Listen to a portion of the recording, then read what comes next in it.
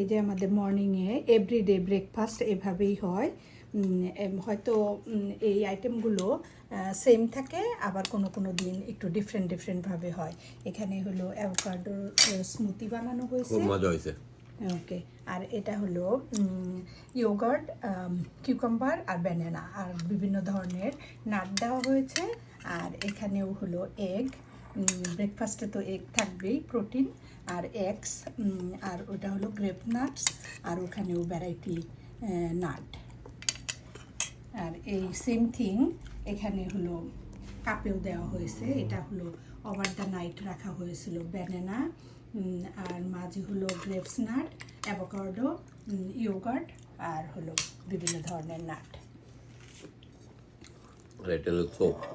আর এটা হলো Maggi soup. তার ভিতরে ওই একটু অল্প অল্প করে একটু গ্রিন লিভস, গ্রিন কেল আর একটু ভেজিটেবলও দেওয়া হয়। এক এক সময় আসলে এক এক রকম করে করা হয়। এই যে অ্যাভোকাডো, অ্যাপল, ব্যানানা এইগুলি হলো স্মুথিতে ইউজ করা হয়েছে। Cucumber, yogurt.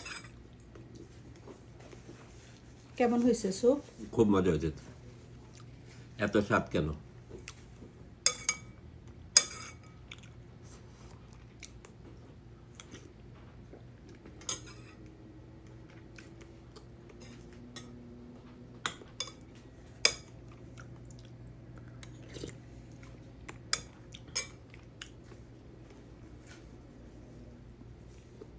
মর্নিংয়ে যে একটু পরে আমরা স্কুলে চলে যাব, সময় পাওয়া যায় না, যার জন্য এরকম হালকা পাতলাই আমাদের ব্রেকফাস্ট হয়। আরেকটা ইন্টারেস্টিং জিনিস, ব্রেকফাস্টের সময় আমাদের কোনো এত বেশি কথা হয় না।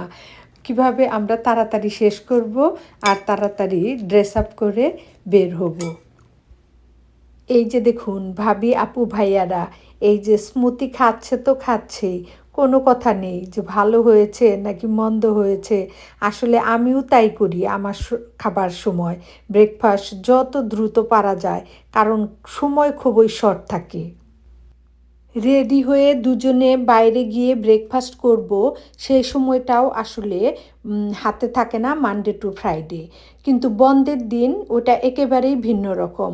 ও দিন তো একেবারে বসে সময় নিয়ে ব্রেকফাস্ট করি, পারলে মুভি দেখি, টিভি দেখি, নিউজ দেখি। এছাড়া মানডে টু ফ্রাইডে ব্রেকফাস্ট বাইরে থেকে অর্ডার করব, সেই সময়টাও আসলে থাকে না। গরিবানা ব্রেকফাস্ট হলেও আমার মনে হয় নিজের ঘরের, নিজের হাতের তৈরি এরকম ব্রেকফাস্ট, এর ভিতরে আছে অনেক মায়া, অনেক ভালোবাসা। অন্যদিকে বাহিরের ব্রেকফাস্টের চেয়ে ঘরের ব্রেকফাস্ট অনেক হেলদি। তাই শত ব্যস্ততার মাঝেও ঘরের ব্রেকফাস্টকে প্রিফার করি। প্রতিদিন ব্রেকফাস্ট গুণ এবং মানের দিকে লক্ষ্য রেখেই করা হয়।